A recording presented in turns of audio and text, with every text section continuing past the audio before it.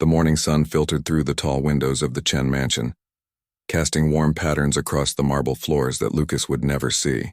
20-year-old Lucas Chen sat at his piano, his fingers dancing across the keys with practiced precision, playing a piece by Chopin that seemed to flow directly from his soul. Though his eyes had never known light, his other senses had sharpened to extraordinary levels. His ears could detect the slightest change in pitch, the softest whisper from across the room. "Beautiful as always," said Mrs. Patel, the housekeeper who had been with the family since before Lucas was born. She was one of the few people who spoke to him like a normal person, not with the awkward pity or stiff formality that characterized most interactions in his life. Lucas smiled in the direction of her voice. "Thank you. I've been working on the middle section. There's a transition that's been giving me trouble." "Sounded perfect to me," Mrs. Patel replied, setting down a tray with his morning tea. The gentle clink of fine china told Lucas exactly where she had placed it. "Your father called. He'll be home tonight for dinner." Lucas's hand stilled on the keys. "That's unexpected. He usually gives more notice. He mentioned something about a special announcement." Lucas nodded, his face carefully neutral. His relationship with his father had always been complicated. Victor Chen, tech billionaire and founder of Chen Innovations, had built an empire from nothing. But when it came to his only son, born blind due to a rare genetic condition, Victor had always seemed at a loss. Not cruel exactly, but distant, as if unsure how to handle a son who didn't fit into his vision of perfection. The Chen estate was beautiful, or so everyone told Lucas. 20 acres of meticulously landscaped gardens, a mansion with 30 rooms, indoor and outdoor swimming pools, a tennis court and a small golf course, a paradise that felt more like a prison to Lucas, who rarely left the grounds. His world consisted of carefully mapped routes through the house and gardens, places he could navigate without assistance. After finishing his tea, Lucas made his way to the garden, counting his steps as he went, trailing his fingers along the familiar walls until he reached the French doors leading outside. The garden was his favorite place. Here, he could appreciate the world through his other senses, the fragrance of roses and jasmine, the warmth of sunlight on his face, the chorus of birds, and the gentle splash of the fountain. "Good morning." "Young Mr. Chen," called Raj the gardener, from somewhere to his left. "Morning, Raj. How are the new plantings doing?" "Coming along nicely. The rain last week did them good." Raj had been teaching Lucas about the different plants by their smell and texture. Unlike many of the staff who treated Lucas with awkward deference, Raj spoke to him plainly, describing the colors of flowers in terms of their scents and textures. Lucas spent the morning in the garden before returning to the music room to practice. Music had always been his escape, his true passion. The piano made sense in a way that many things didn't. Notes and scales followed logical patterns, creating beautiful harmonies he could control and understand. As evening approached, Lucas changed for dinner, his fingers quickly identifying the clothes his personal assistant had laid out. He heard the distinct sound of his father's private elevator and the purposeful stride of expensive leather shoes on marble. "Lucas," his father's voice boomed from the doorway of the dining room as Lucas was being seated by one of the staff. "Father, welcome home." Lucas turned his face toward the voice, his expression carefully composed. Victor Chen approached, placing a firm hand on his son's shoulder in what passed for affection between them. "You look well. Still keeping up with your studies?" "Yes. Professor Wilson says my understanding of international relations is advancing quickly." Victor made an approving sound as he took his seat at the head of the long table. "Good. Education is important even if—" He stopped himself.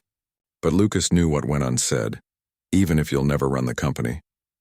Dinner proceeded with the usual formality, served by silent staff members who seemed to glide rather than walk. Lucas ate carefully, years of practice allowing him to navigate his plate without assistance. "I'm hosting a charity gala here next weekend," Victor announced as they were served dessert. "The Chen Foundation's annual event. All the major players in tech and finance will be attending." Lucas nodded politely, though these events rarely involved him. He usually remained in his wing of the house during such gatherings. "I want you to attend this year," Victor continued, surprising Lucas. "Several of my associates have expressed interest in meeting you." Lucas's spoon paused halfway to his mouth. "Me? Why would they want to meet me?" There was a pause, and Lucas could almost feel his father's discomfort. "You're my son." "My only family. It's unusual that you're never seen at these functions." "You've never wanted me at these events before," Lucas said carefully. "Things change," Victor replied, his tone indicating the matter was settled. "My assistant will brief you on the guests and appropriate topics of conversation. Nothing too demanding. Just make an appearance." Later that night, Lucas sat alone in his room, fingers moving restlessly over the small keyboard he kept beside his bed. His father's sudden desire to include him felt strange, out of character. Victor had always kept Lucas hidden away, as if his son's disability was something shameful, a flaw in the otherwise perfect Chen legacy. The week passed quickly, filled with preparations for the gala. Lucas endured fittings for a new tuxedo and briefings about the important guests, CEOs, investors, celebrities, and politicians who would be attending. The stress of it all drove him frequently to his piano, where he could lose himself in music and forget about the upcoming ordeal. The night of the gala arrived with a flurry of activity.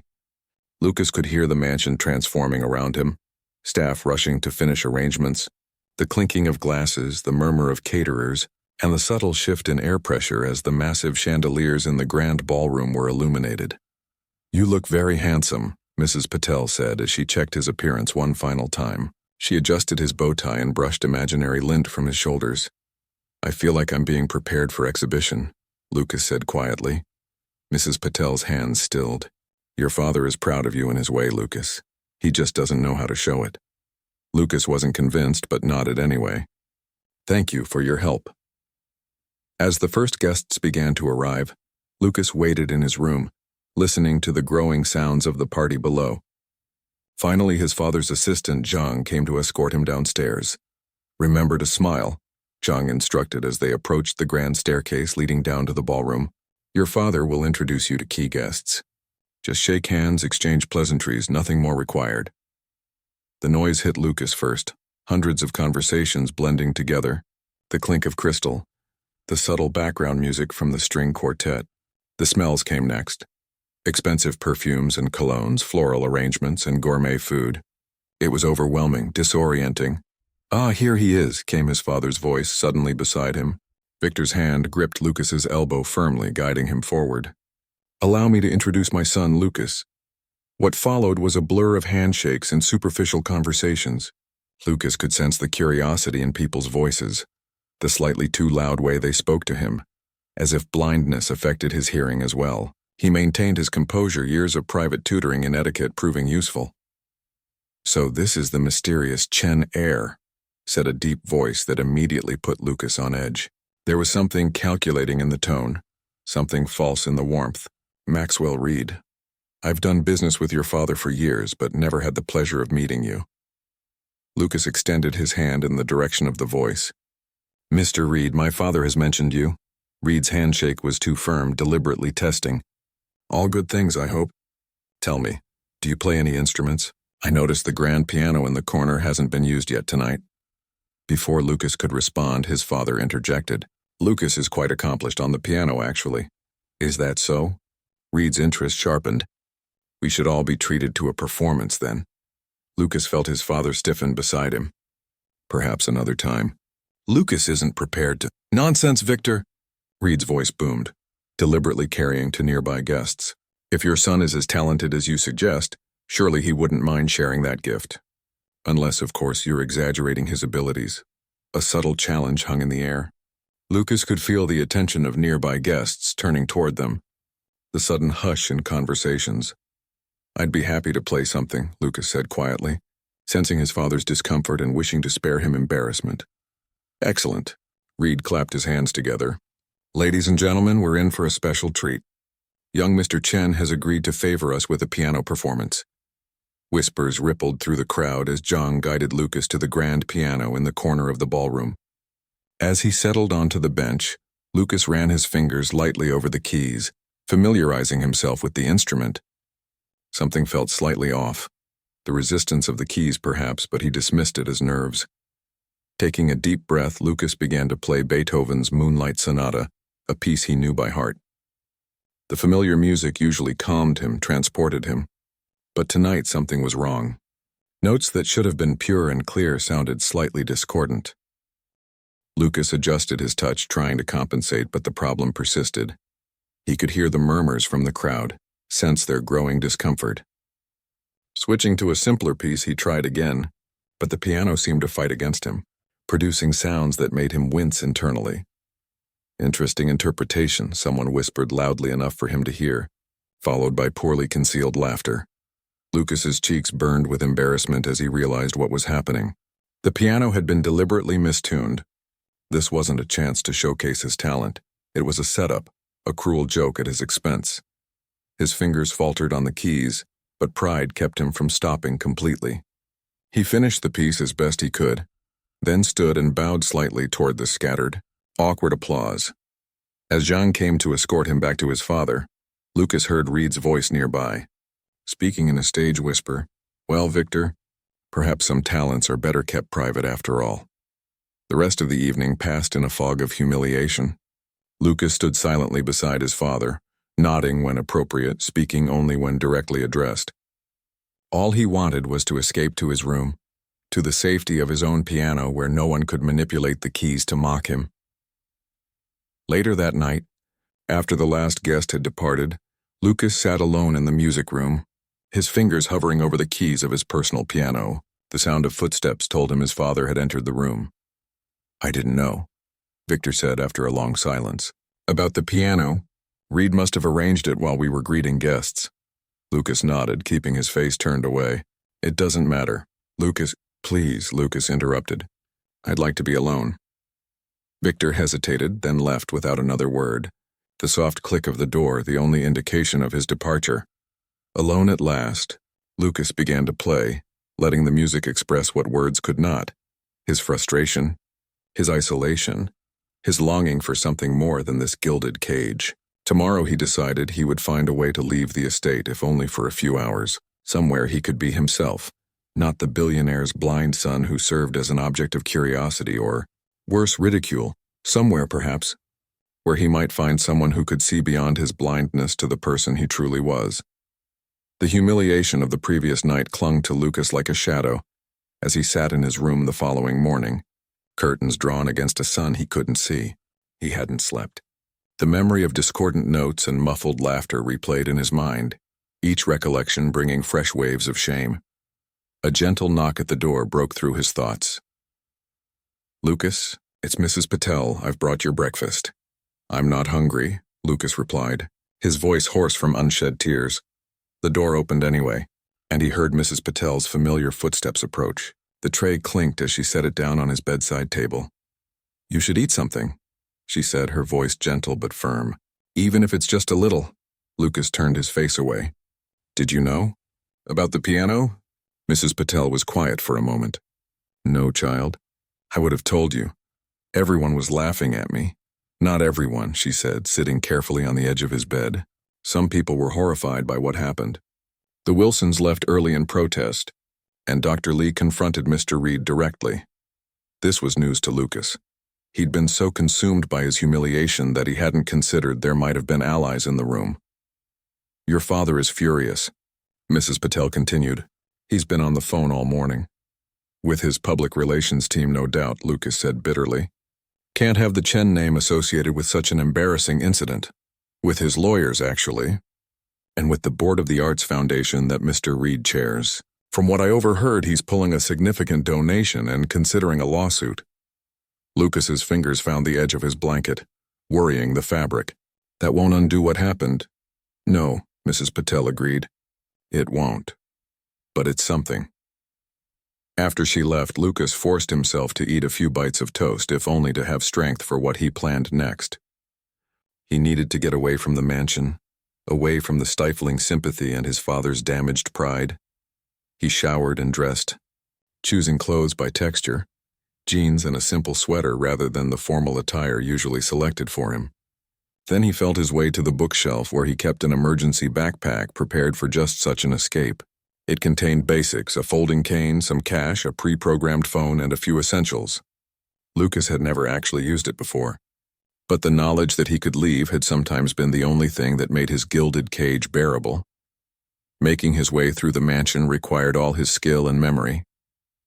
Lucas knew the staff routines, which hallways would be empty at this hour, which doors wouldn't be watched. Years of navigating these spaces in darkness had given him an advantage now. He made it to the kitchen service entrance undetected. "Going somewhere, Lucas?" The voice nearly stopped his heart. It was Raj, the gardener, speaking quietly from nearby. "Please don't tell anyone," Lucas whispered. There was a long pause, then the sound of keys jingling. "The service gate will be unlocked for the next hour while I'm working on the hedges. It leads to Pine Street. If you follow the stone wall left for about 50 yards, you'll find it." "Thank you," Lucas said, genuinely surprised. "Just be careful out there," Raj replied. "And maybe come back before they notice you're gone." The world outside the Chen estate was a cacophony of unfamiliar sounds and smells that threatened to overwhelm Lucas. Cars honked. People brushed past him. Conversations swirled around him in fragments. He kept one hand on the folding cane, using it to navigate, while his other hand stayed in his pocket, clutching the phone like a lifeline.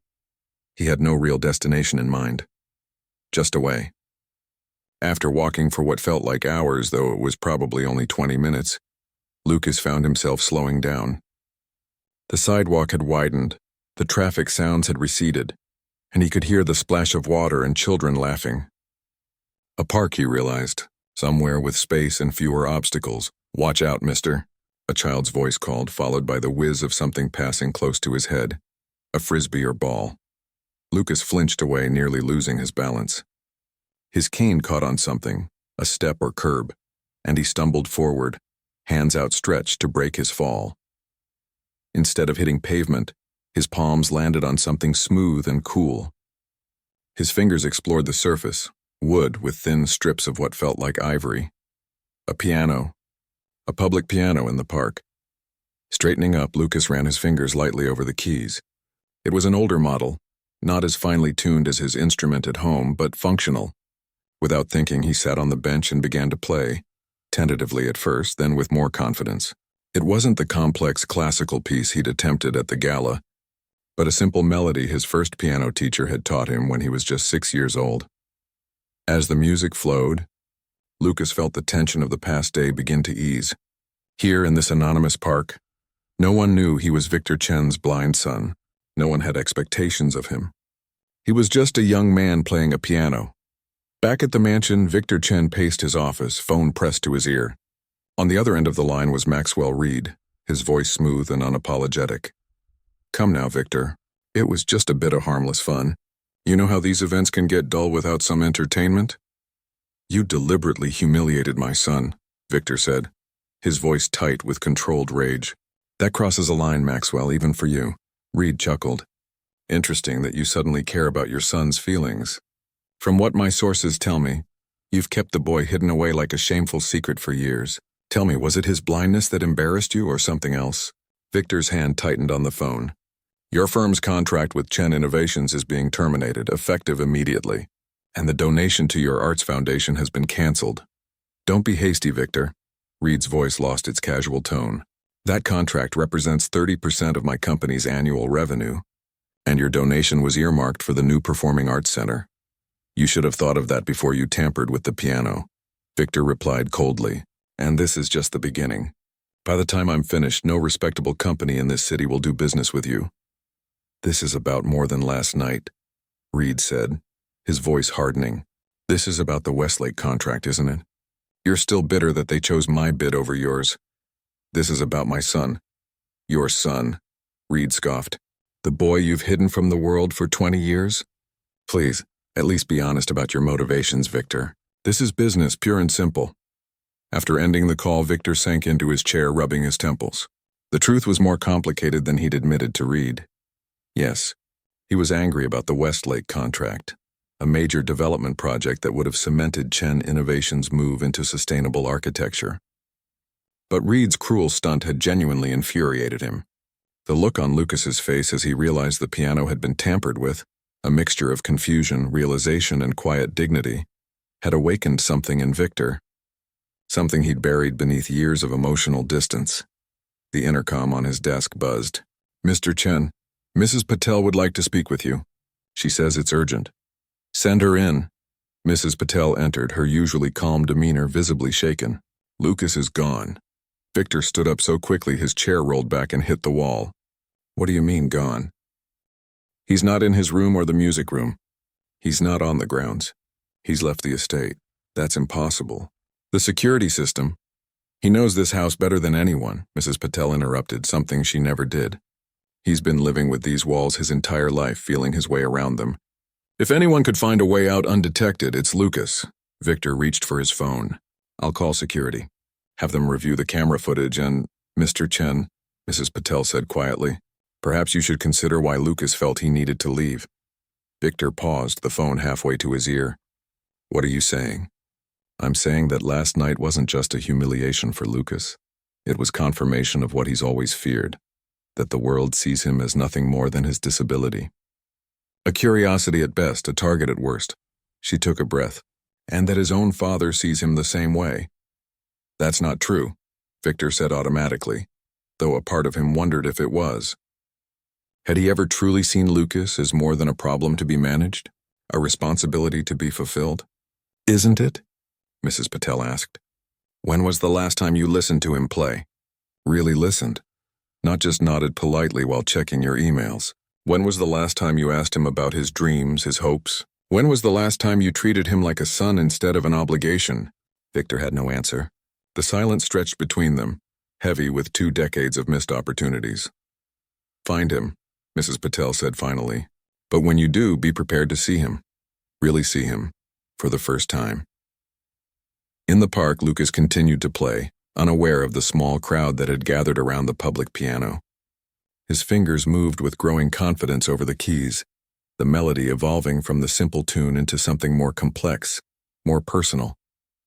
This piano wasn't perfectly tuned either, but its imperfections were honest ones, born of weather and use rather than deliberate malice.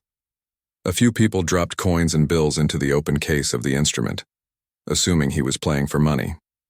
Lucas didn't notice until someone placed a larger bill directly under his hand during a pause. "That was beautiful," said a voice, young, female, with a slight rasp to it. "Do you take requests?" Lucas turned his face toward the voice, his fingers still resting on the keys. "I'm not really playing for money, just playing." "Lucky for us, then," the girl replied. There was something in her tone, a lack of the awkward pity or excessive brightness people often adopted when they realized he was blind. "I'm May. I come here to play sometimes, too." "Lucas," he replied, offering his name without his surname, a simple freedom he rarely experienced. "Do you play piano as well?" "Violin, actually," May said. "Though not today. Today I'm just a listener." There was a pause then. "That piano's seen better days. 3rd octave has a key that sticks, and the whole thing's about a 1/4 step flat." Lucas felt a smile tug at his lips, his first genuine one in days. "You have a good ear, so do you. The way you adapted to its quirks." She trailed off, then added, "You know, there's a music festival happening at the bandstand on the other side of the park this weekend. Local artists, nothing fancy. You should come play. They've got a better piano, a donated Yamaha that's actually in tune." The invitation caught Lucas off guard. No one ever just invited him to do things, to go places. His world had been a carefully controlled schedule of tutors and approved activities for as long as he could remember. "I don't know if I'll still be here this weekend," he said truthfully. How long could he really stay away from the estate before his father's security team tracked him down? "Well, if you are," May said. "The festival starts at noon on Saturday." He heard her shift, preparing to leave. "Hope to see you there, Lucas, who's just playing." As her footsteps faded away, Lucas sat at the piano, fingers hovering over the keys, struck by the simple normalcy of the exchange. No awkward explanations, no careful handling. Just one musician talking to another about a shared passion. For the first time, he allowed himself to wonder what it might be like to live in the world outside the Chen estate. Not just to visit it briefly, but to truly be part of it. With all its imperfect pianos and unexpected conversations. With renewed purpose, Lucas began to play again, this time a piece of his own composition, one he'd never played for anyone else.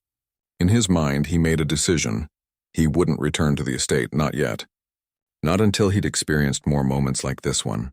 Moments where he was just Lucas, not the blind son of Victor Chen. The sun was beginning to set when Lucas finally left the park piano. His fingers tired, but his spirit lighter than it had been in years. The question now was where to go. He hadn't thought this escape through beyond getting away from the mansion. The backpack contained enough cash for a few nights at a modest hotel, but he'd need to present ID to check in, which would immediately alert his father to his whereabouts. His phone buzzed in his pocket. A text message converted to audio by his screen reader. "Lucas, please call home. Your father is worried. Mrs. Patel." Lucas sighed. Mrs. Patel was probably the only person at the estate who genuinely cared about him, not just as Victor Chen's son, but as a person. Still, he wasn't ready to go back yet. He switched off the phone. The cooling air carried the scent of food cooking, something spicy and inviting. Lucas followed his nose to what seemed to be a small restaurant, judging by the chatter of diners and clinking silverware. "Table for one?" asked a cheerful voice from behind a counter. "Yes, please," Lucas replied, feeling strangely normal as he was led to a table and handed a menu he couldn't read. "Oh," the server said, noticing his cane. "Would you like me to read the menu to you?" "That would be great, thanks." As the server read through the options at the small Thai restaurant, Lucas felt a tension he hadn't realized he was carrying begin to dissolve. Here he wasn't the Chen heir or the blind kid. He was just another customer. After ordering, Lucas sat back and listened to the restaurant's ambient sounds. Couples talking about their day, friends laughing over shared jokes, families negotiating with children about eating their vegetables. All these ordinary moments he'd been sheltered from. "Mind if I join you? All the other tables are full." Lucas recognized the voice immediately. "May? Piano guy. I thought that was you. What are the chances?" There was the sound of a chair being pulled back and a backpack dropping to the floor. "Hope you don't mind company. This place gets packed around dinner time. Best pad thai in town, and the owner lets people linger without buying much." "I don't mind," Lucas said, surprised to find he actually meant it. "Do you come here often?" "Few times a week. It's on my rotation of warm spots with cheap food." There was something in the way she said rotation that caught Lucas's attention. "Rotation?" "Yeah, you know. Places where you can sit for a few hours without getting kicked out, get a meal that won't drain your wallet, maybe use the bathroom without buying something." She paused. "I'm what the social workers call housing insecure. Sounds nicer than homeless, right?" Lucas sat up straighter, unsure how to respond. He'd known homeless people existed, of course, but in an abstract way.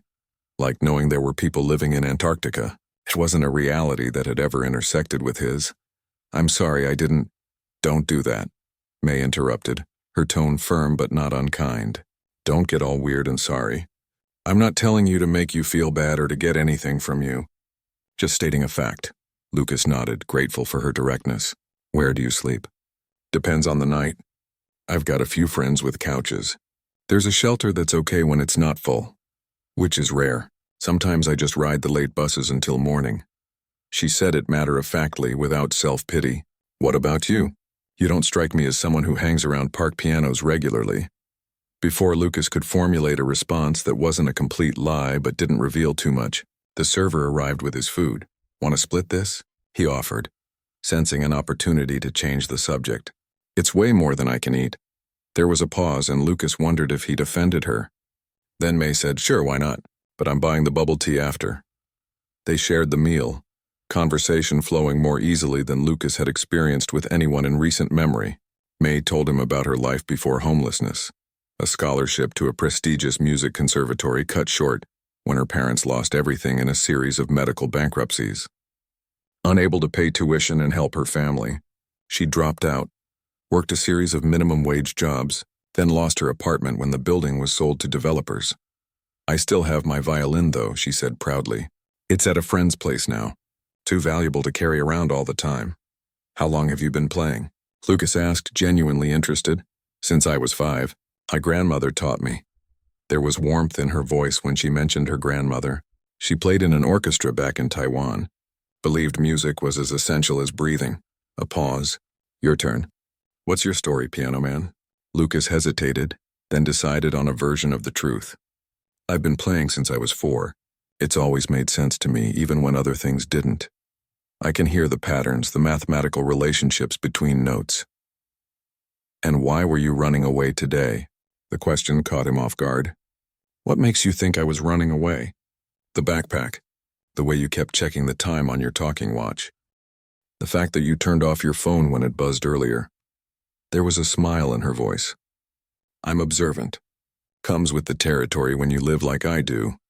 Lucas found himself telling her about the gala, the sabotage piano, the humiliation. He left out names and specific details that might identify his family, but shared the emotional truth of it. That's seriously messed up, May said when he finished. People can be cruel when they don't understand something or when they're scared of it. Scared? Why would anyone be scared of me? Not of you specifically. Of difference. Of anything that reminds them the world isn't as controllable as they'd like to believe. She tapped her fingers on the table, a rhythm Lucas recognized as Bach. So what's your plan now? Going back home? Not yet, Lucas said firmly. I don't know what I need. Space maybe. Time to think. Well, thinking's free, but space costs money in this city. May's voice held a note of concern. You got somewhere to stay tonight? Lucas shook his head. I'll figure something out. The tapping stopped. I know a place. It's not fancy, actually it's pretty basic, but it's safe and the owner doesn't ask questions if you can pay cash.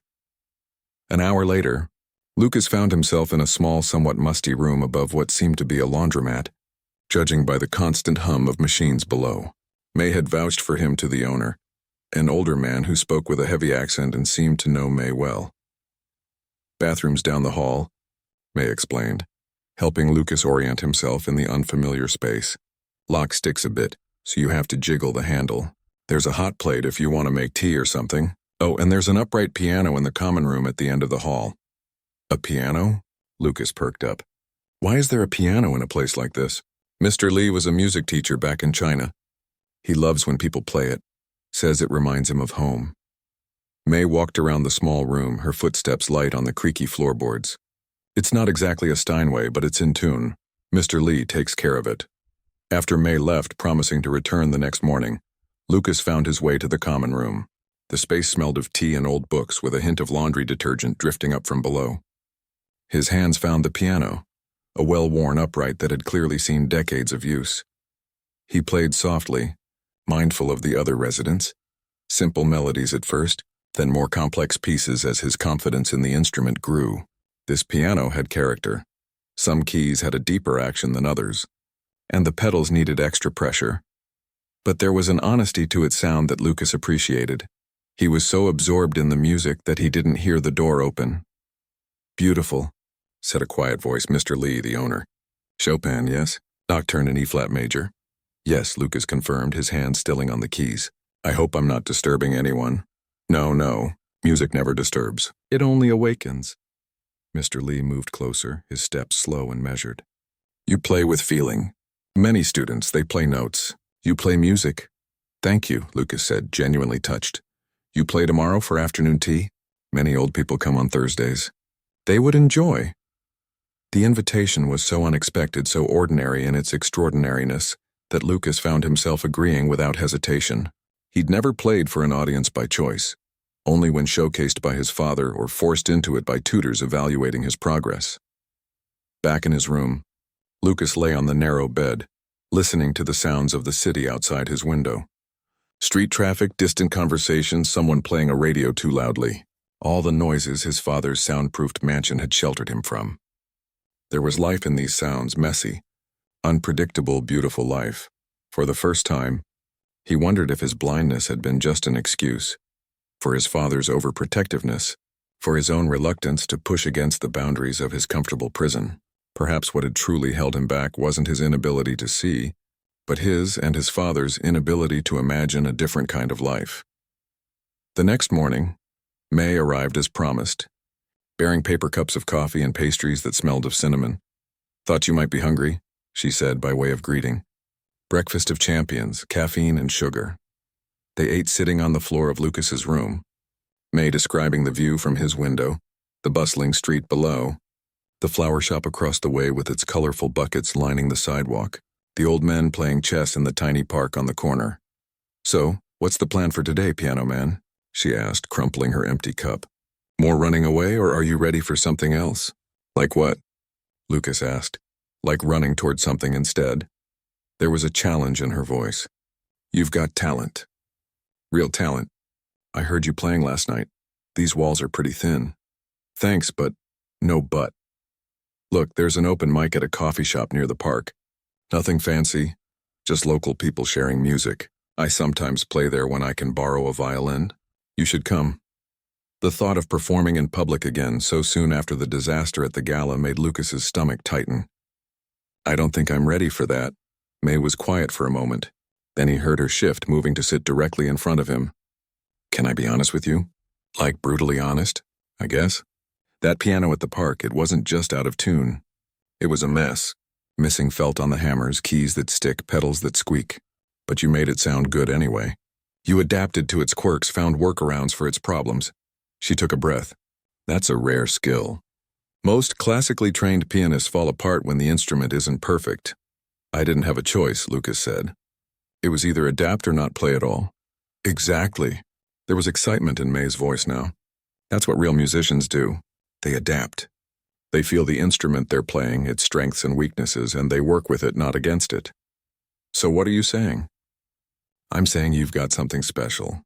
Something that can't be taught in fancy music schools or by expensive tutors." She paused.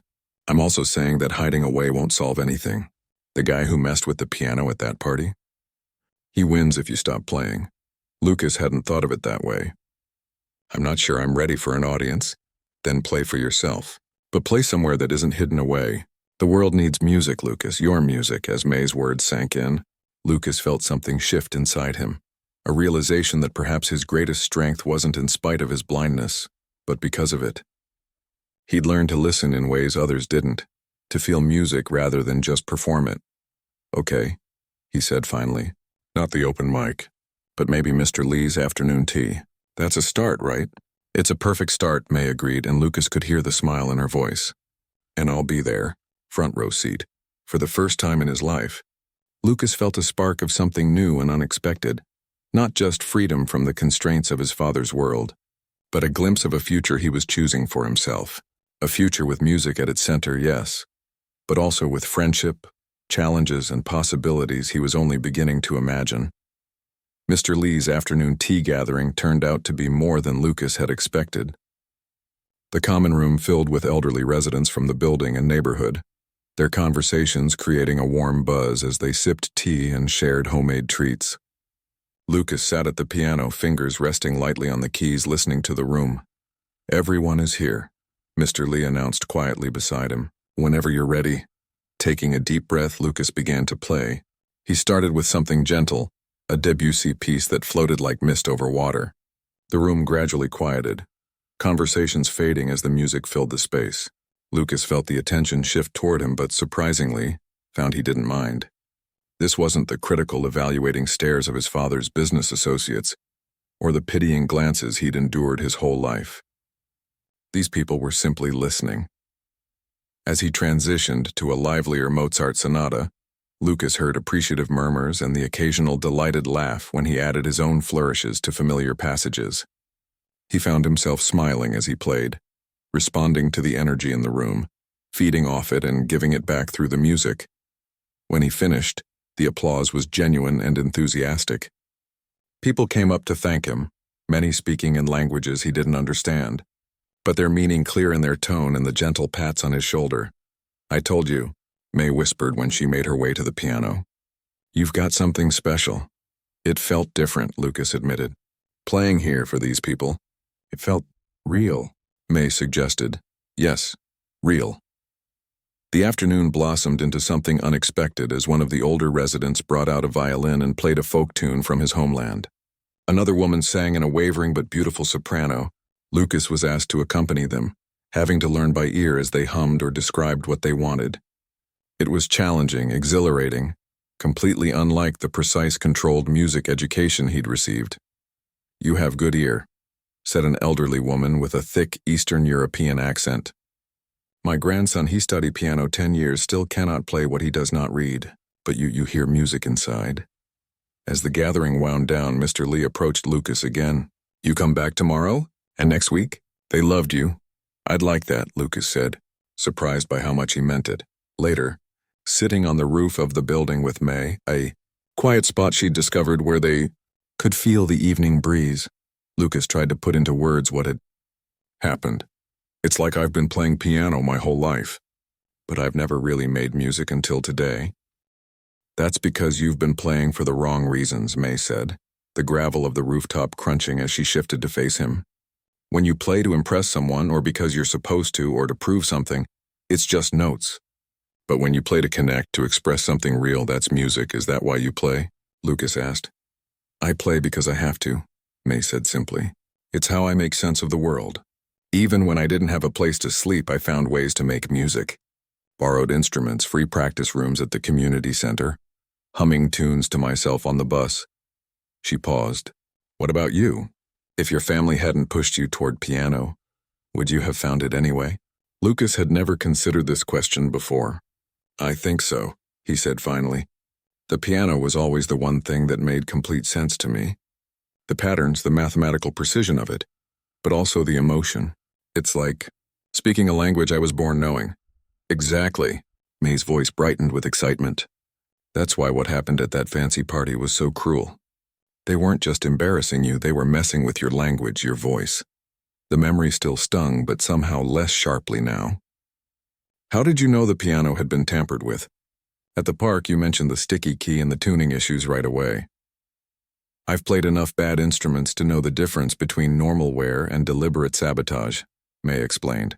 Public pianos are usually out of tune, but in predictable ways. That one had specific issues that didn't make sense together. Someone had messed with it. An idea struck Lucas. Could you teach me how to tell when an instrument has been altered and how to adjust for it? Sure, but why? Because I never want to be in that position again, Lucas said firmly. I never want someone else to have that power over me or my music. Meanwhile, across town in the Chen mansion, Victor stared at the computer screen in his study, where security footage showed Lucas leaving through the service gate 3 days earlier. We've checked all the hotels in a 20-mile radius, reported Dean, the head of security. No sign of him. What about his phone? Can't we track it? It's been turned off since shortly after he left. Last signal pinged near Westside Park. Victor rubbed his temples. He doesn't know the city. He has no friends outside this house. Where would he go? Mrs. Patel, who had been quietly arranging tea on a nearby table, spoke up. If I may, Mr. Chen, have you checked places with pianos? Public pianos in parks, music schools, churches? Victor looked up sharply. That's actually a good idea. Dean, expand the search to include those locations. After Dean left, Victor turned to Mrs. Patel. You think I've handled this badly, don't you? Mrs. Patel set down the teapot carefully. It's not my place to— Please, Victor interrupted. I need honesty right now. She considered him for a long moment. I think you've tried to protect Lucas from a world you see as cruel and dangerous. But in doing so, you may have protected him from living. I was trying to keep him safe. Safety isn't just about physical protection, Mr. Chen. It's also about giving someone the tools and confidence to face life's challenges. She poured a cup of tea and placed it in front of him. Lucas is more capable than you realize. The next morning, Lucas woke to the sound of knocking. Opening the door, he found May practically vibrating with excitement. Get dressed, she said without preamble. I've got something amazing to show you. 20 minutes later, they were on a bus heading across town, May describing the neighborhoods they passed through. Where exactly are we going? Lucas finally asked.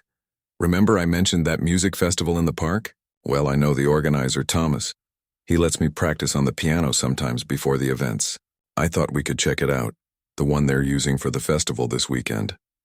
The bus stopped and May guided Lucas through what sounded like a busy street, then along a quieter path. The sounds of the park surrounded them, children playing, dogs barking, the distant thrum of traffic. Here we are, May announced as they stopped walking. The festival stage. They're still setting up for the weekend, but the piano's already here. Lucas heard people moving around, the clank of metal equipment, someone calling instructions about lighting. Thomas, May called out. It's May. Is it okay if my friend tries out the piano? May, a friendly male voice responded. Sure thing. We're just doing sound checks anyway. Could use a real musician instead of these test tones. May guided Lucas up some steps into the piano. His hands found a sleek, well-maintained grand piano, far superior to the upright at Mr. Lee's or the public piano in the park. Go ahead, May encouraged. But first, tell me what you notice. Lucas ran his fingers lightly over the keys without pressing them, feeling their resistance. He played a few experimental notes, listening carefully to the tone and sustain. Moving to the pedals, he tested each one. The action is balanced, though the keys in the upper register have slightly more resistance, he observed. The middle C is perfectly in tune, but the E flat above it is very slightly sharp. The sustain pedal has a half-second delay before it fully engages. May clapped her hands together. Exactly. Most people wouldn't notice those things until they'd played for a while, but they matter. Now, how would you adjust your playing to accommodate those quirks? Lucas thought for a moment. I'd use a slightly firmer touch on the upper register, and I'd press the sustain pedal a moment earlier than usual when transitioning between phrases. Perfect. Now play something that showcases those adjustments. Lucas launched into a Rachmaninoff piece, modifying his technique as he'd described. The piano responded beautifully, its minor imperfections becoming part of the music rather than obstacles to it. When he finished, he heard applause, not just from May, but from several people around the stage.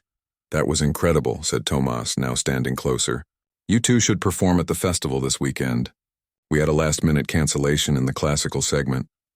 Oh, we're not really a duo, Lucas began. Not yet, May interrupted, but we could be. I still have my violin at my friend's place. We could work something up by Saturday. I don't know. Lucas hesitated. The thought of performing in front of a crowd so soon after the gala disaster made his heart race. Sleep on it, Thomas offered. Let me know by tomorrow. But based on what I just heard, you'd be doing us a favor. On the bus ride back to Mr. Lee's, May couldn't contain her excitement. This is perfect. The festival gets decent local press. People from the music community come. It could be a real opportunity. For what? Lucas asked, for both of us. For you to show what you can really do on your own terms. For me to maybe get some paying gigs. She hesitated. Look, I know it's scary after what happened at that party. But this would be different. This would be on your terms, with music you choose, on an instrument you understand. Lucas was quiet, considering her words. What would we even play? We've never practiced together. We've got 3 days. We can figure something out. Something that combines classical with, I don't know, something unexpected. Show people what music can be when it breaks the rules a little. The idea was taking root in Lucas's mind, despite his fears. Where would we practice? Mr. Lee would let us use the common room when it's not busy. And we can use the festival piano in the mornings before they do sound checks. Her voice softened. What are you really afraid of, Lucas? Failing, he admitted. Making a fool of myself again. That's not going to happen, May said firmly. First, because you're too good. Second, because I won't let it. And third, because even if something goes wrong, so what? You adapt and keep playing. That's what real musicians do. Back at Mr. Lee's, they found an unexpected visitor waiting. Mrs. Patel sitting patiently in the common room, a bag at her feet. Mrs. Patel, Lucas said, shocked. How did you find me? She rose, her familiar scent of jasmine tea and laundry soap washing over him as she approached. I've known Mr. Lee for years, Lucas. His wife and I were friends before she passed. Does my father know I'm here? No, she said. And I won't tell him unless you want me to. She touched his arm gently. I brought you some clean clothes and your medications. I thought you might need them. The simple thoughtfulness of the gesture nearly undid Lucas. Thank you. Mrs. Patel turned her attention to May, who had been standing quietly nearby. And you must be May. Mr. Lee speaks very highly of you and your musical talent. It's nice to meet you, May said, uncharacteristically formal. I understand there's a music festival this weekend, Mrs. Patel continued, and that you two might perform. Lucas froze. How did you know that? Mr. Lee has his sources, she said with a hint of amusement. The Chinese community in this city is small and connected. We haven't decided yet, Lucas said cautiously. Well, if you do decide to perform, I'd like to be there. She squeezed his hand. Your father is worried, Lucas, but I've convinced him to give you space for now. I'll tell him you're safe, nothing more. After Mrs. Patel left, May let out a low whistle.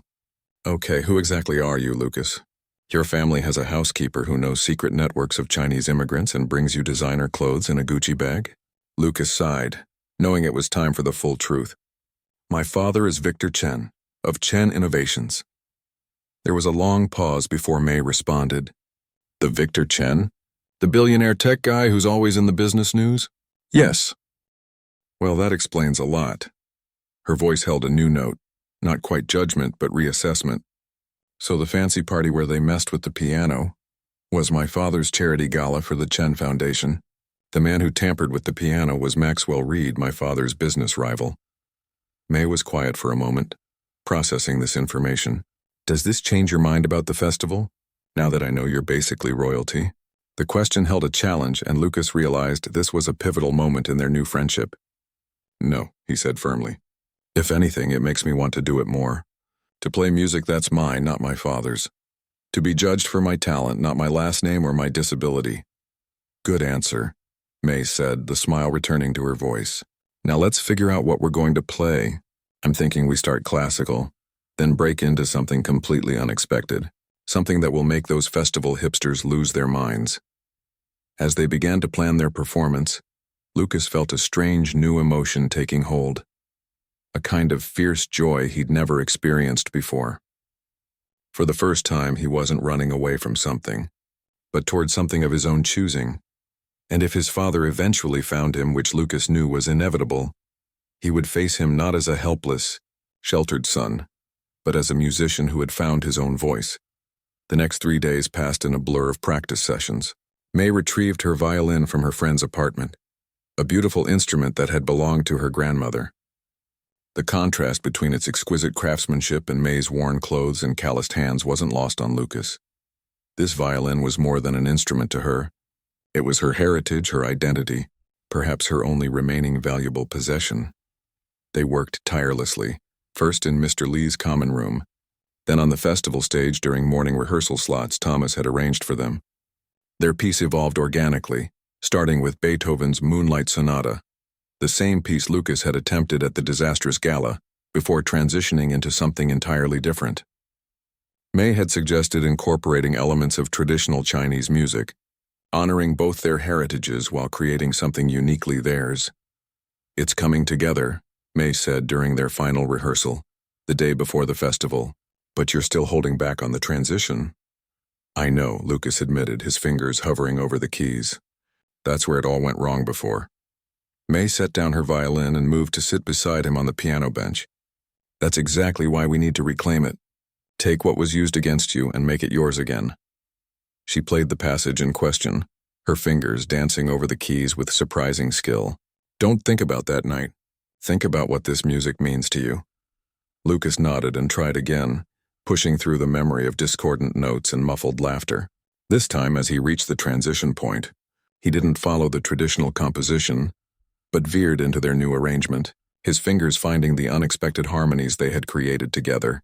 Yes, Mai exclaimed. That's it. You broke through it. Their celebration was interrupted by Thomas approaching the stage. Sorry to break this up, but someone's here looking for you, Lucas.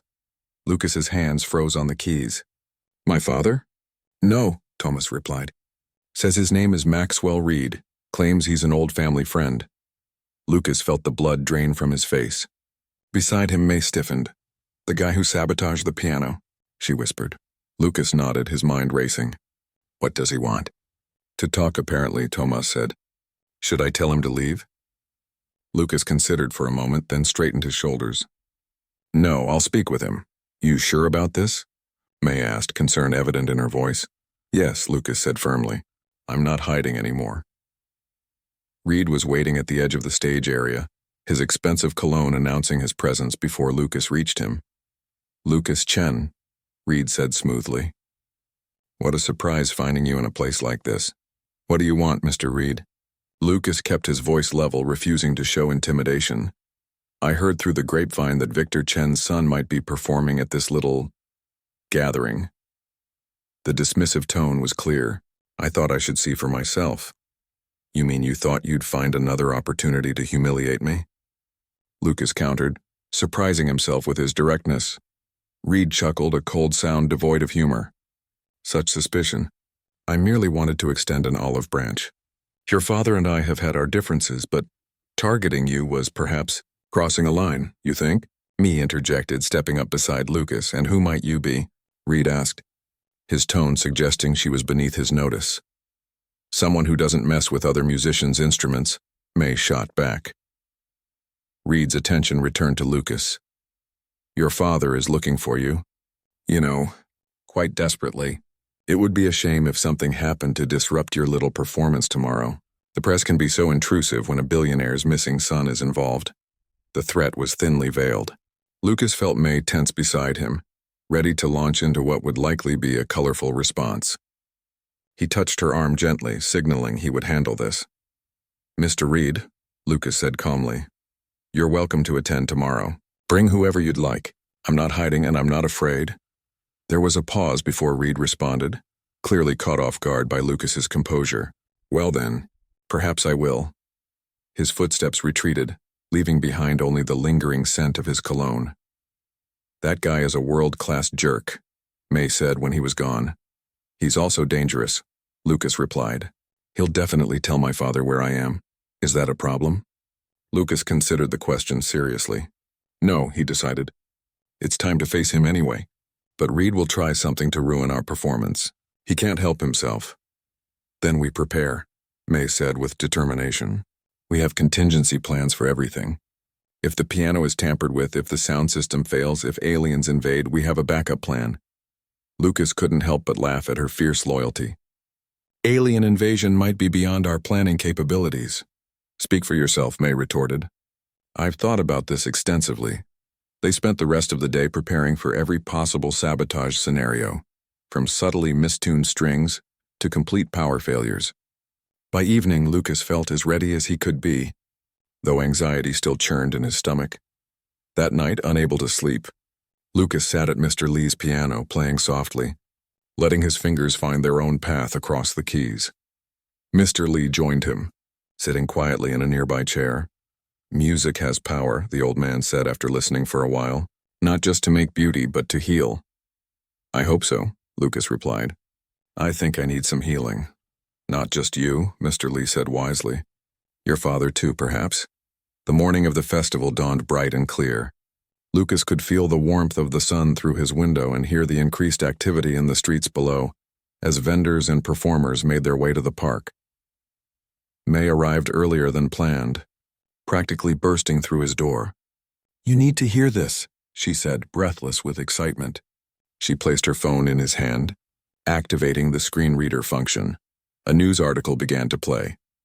Tech billionaire Victor Chen announced this morning that the Chen Foundation is establishing a new music scholarship program for disadvantaged youth, with a focus on students with disabilities. The announcement comes just days after a controversial incident at the annual Chen Foundation Gala, where witnesses report Chen's son was subjected to ridicule during a piano performance. Lucas sat down heavily on his bed. This is my father's way of apologizing without actually talking to me. Maybe, May conceded. But it's also going to help a lot of kids who couldn't afford music education otherwise. Lucas nodded slowly. True, it's a start. They arrived at the festival grounds 2 hours before their scheduled performance time. The park was already filling with people, the air buzzing with conversation and distant music from other stages. Thomas met them at the entrance to the performance area. We've got a packed house, he informed them. Word got out about a mystery pianist and it stirred up interest. Also, there are some guys in suits checking the stage setup. Very official looking. My father's security team, Lucas guessed, and probably Reed's people too, May added. We should check the piano right away. Sure enough, when they examined the instrument, Lucas found several keys with altered tension and 2 strings that had been deliberately detuned, subtle enough that a cursory check wouldn't catch it, but significant enough to ruin their performance. Predictable, Lucas said, almost amused. Exactly what we prepared for. With Tomas's help, they corrected the issues and May stood guard over the piano until their performance slot. The crowd noise grew as showtime approached, and Lucas could feel the vibrations of hundreds of conversations through the stage floor. 10 minutes, Thomas announced. You'll go on after the spoken word artist finishes. May took Lucas's hand, her own trembling slightly. You ready for this?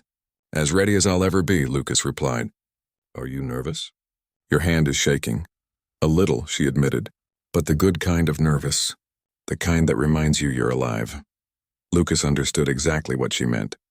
His heart was racing, but not with fear, with anticipation, with the thrill of sharing something true and personal. As they waited in the wings, Lucas heard a familiar voice, Mrs. Patel, speaking quietly with Thomas. Then another voice that sent a jolt through him, his father's. "He's here," Lucas whispered to May. "Good," she replied firmly. "Let him see what you can really do." Before Lucas could respond, they were being announced. May guided him onto the stage to enthusiastic applause from the audience.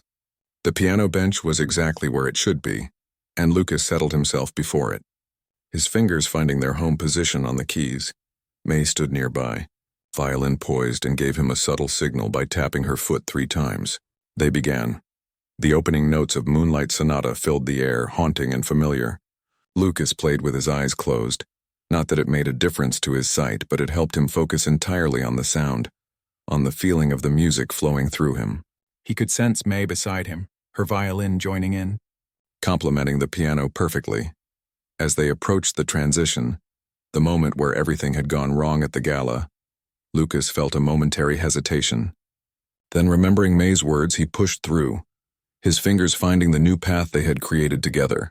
The music shifted, incorporating elements of traditional Chinese melodies, building in complexity and emotion.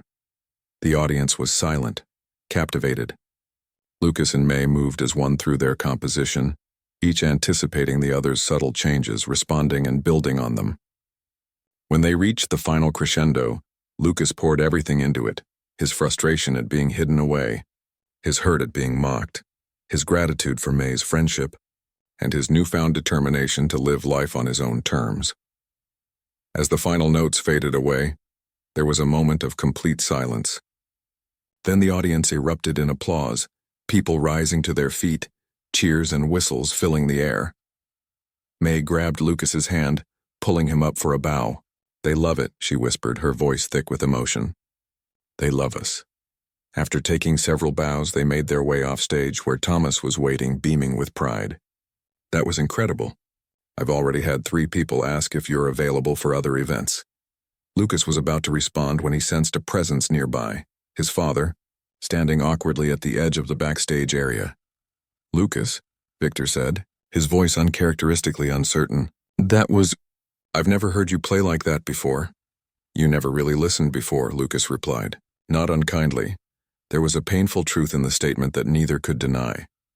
"I'd like to now," Victor said quietly, "if you'll let me." Before Lucas could respond, another figure approached, Maxwell Reed, his expensive shoes clicking on the backstage floor. "Quite a performance," Reed said, his tone suggesting he meant the opposite. "Though I notice you had to modify the classical piece substantially. Perhaps because you couldn't handle it in its original form?" "Actually," May stepped forward, "we modified it because art evolves, it grows, it adapts." She positioned herself slightly in front of Lucas, a protective gesture that wasn't lost on anyone present. "Something small-minded people might not understand." Reed's face darkened. "You should teach your little street musician some manners, Victor." "Her name is May," Victor said, surprising everyone. "And she's right. The performance was beautiful precisely because it wasn't bound by convention." He turned to May. "I understand you're a trained violinist?" May nodded cautiously. "The Chen Foundation's new music scholarship program could use someone with your talent and perspective on its advisory board. It would be a paid position, of course," Reed scoffed. "You can't be serious, Victor." "Completely serious," Victor replied, not bothering to look at Reed. "What do you say, May? Would you be interested?" May's shock was evident in her voice. Yes, I would." Reed stalked away, muttering about publicity stunts and lowering standards. Once he was gone, Lucas turned to his father. "I'm not coming back to the estate. Not to live, anyway." Victor was quiet for a moment. "I thought you might say that. Where will you go?" "I don't know yet," Lucas admitted. "But I'll figure it out. I want to study music. Really study it, not just as a hobby or accomplishment to show off at parties. I want to teach, maybe start a program for blind musicians. The Chen Foundation could support that," Victor offered. "No strings attached." Lucas heard the unspoken question beneath the offer, a tentative request for a relationship, not as benefactor and recipient, but as father and son. It wasn't an apology, not exactly, but it was a beginning. I'd like that, Lucas said. And maybe Sunday dinners? When I'm not performing, that is. Victor's relief was almost palpable. I'd like that very much. As they left the festival that evening, Lucas, May, Victor, and Mrs. Patel, they made an unlikely group. The path ahead wasn't entirely clear, but for the first time, Lucas felt he was walking toward a future of his own choosing, guided by his talent and surrounded by people who saw him for who he truly was. So, May said as they reached the park exit, same time tomorrow for practice? Thomas says we've got booking requests coming in. Lucas smiled, feeling the warm evening air on his face and the vibrant pulse of the city around him. A world he was finally ready to fully join. Absolutely, he replied. We're just getting started.